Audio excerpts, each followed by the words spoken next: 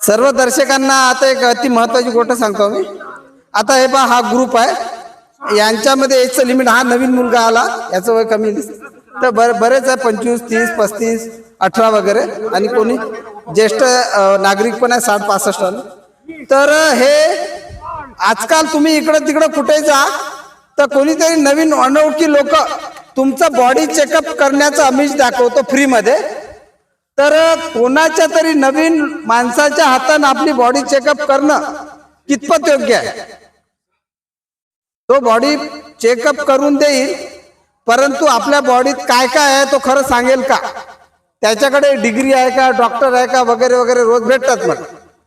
तर आपण विचार करा, आपण संवेदनशील आहे, आपल्याकडे सतसत विवेक बुद्धी आहे, आपली बॉडी आहे, आपण विचार करायचा असतो. पण मला हे योग्य वाटत नाही कोणाकुठे बॉडी चेकअप करायची. त्यांचा याच्यामध्ये काय म्हणजे काय फायदा आहे असं?